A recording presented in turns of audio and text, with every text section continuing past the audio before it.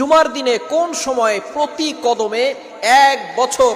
নফল নামাজ পড়া এবং নফল রোজা রাখার সওয়াব আল্লাহ তাআলা তার আমলনামায় দিয়ে দেন। প্রতিটি কদমে কদমে সবচেয়ে ফজিলতপূর্ণ হাদিস, জুমার দিনে এমন একটি সময় রয়েছে যেই সময় বান্দার প্রতিটি কদমে কদমে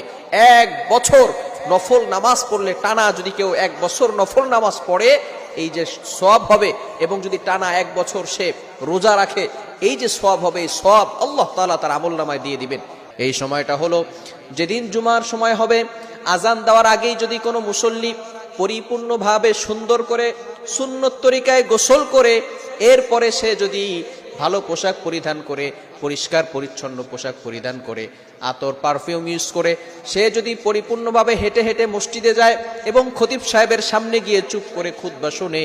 ওই ব্যক্তির প্রতিটি কদমে কদমে আল্লাহ তাআলা 1 বছর নফল নামাজের সওয়াব দান করে দিবেন।